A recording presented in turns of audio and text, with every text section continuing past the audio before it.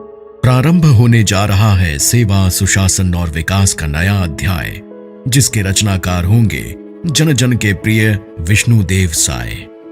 कुछ होते हैं जो सौम्यता, सहजता और दूरदर्शिता जैसे गुणों को पाने पूरी जिंदगी बिता देते हैं, और कुछ होते हैं जो खुद में इसका पर्याय बन जाते हैं। ऐसे ही सादगी और सरलता की मूरत हैं छत्तीसगढ़ के हमारे नए मुख्यमंत्री श्री विष्णुदेव साय।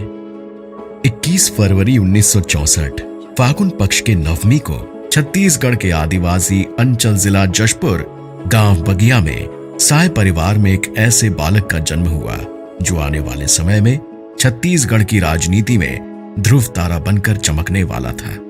कृषक परिवार और घर में संघ के माहौल में पले बढ़े विष्णुदेव बचपन से ही प्रतिभावान होने के साथ ही खेती किसानी से परिचित रहे हैं, और इस वजह से नेतृत्व का बीज भी उनमें बाल्यावस्था से ही अंकुरित हो चुका था।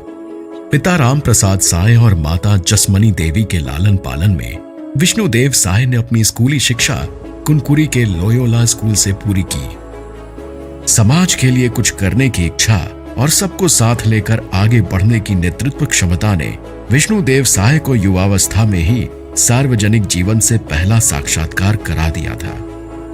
25 साल की उम्र में ही सन 1989 में विष्णुदेव साय गांव बगिया में पंच चुने गए। गांव के पंच के रूप में शुरू किए गए सफर में विष्णुदेव साय फिर कभी नहीं रुके। अपनी सेवा और प्रतिनिधित्व के लिए जनता ने उन्हें हमेशा एक कदम आगे बढ़ाया। गांव में इनकी छवि और स्वीकार्यता ऐसी थी कि 1990 में ये निर्विरोध सरपंच चुने गए। 1990 से 1998 तक तपकरा विधानसभा से अविभाजित मध्य प्रदेश विधानसभा के सदस्य बनने का गौरव प्राप्त हुआ। अपनी जिम्मेदारी का बखूबी निर्वहन और जनता का उनके प्रति प्रेम ही था, जिसकी बदौलत साल 1999 में विष्णुदेव साय 13वीं लोकसभा में रायगढ़ लोकसभा से संसद सदस्य के रूप में पहली बार लोकतंत्र के मंदिर देश के संसद भवन की दहलीज पर पहुंचे। फिर साल 2004 में विष्णुदेव साय एक बार फिर रायगढ़ लोकसभा से सदस्य निर्वाचित हुए। 2006 में इनके नेतृत्व क्षमता और सबको साथ लेकर चलने की खूबी को देखते हुए भारतीय जनता पार्टी के केंद्रीय नेतृत्व ने विष्णुदेव साय को छत्तीसगढ़ का प्रदेश अध्यक्ष नियुक्त किया। 2006 में प्रदेशाध्यक्ष रहते छत्तीसगढ़ में इनकी पार्टी की एक बार से सरकार बनी।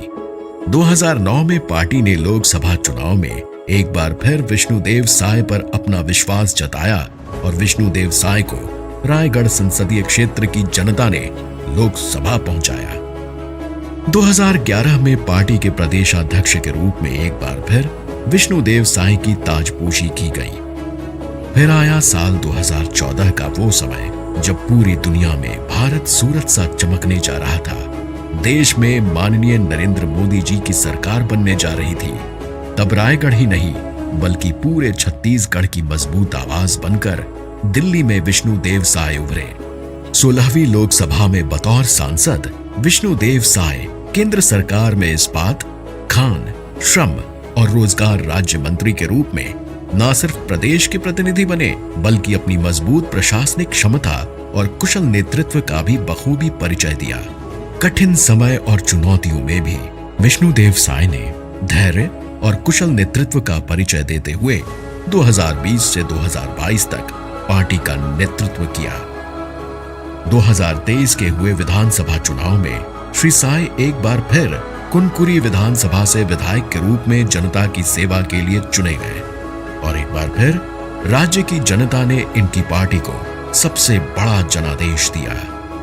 और आज श्री विष्णुदेव साय ने राज्य के चौथे मुख्यमंत्री के रूप में शपथ लिया है। हमें आशा ही नहीं वरन पूर्ण विश्वास है कि श्री विष्णुदेव साय 2.5 करोड़ जनमानस की आकांक्षाओं और उम्मीदों पर 100% खरा उतरेंगे और विकास एवं सुशासन की नई गौरव गाथा लिखेंगे।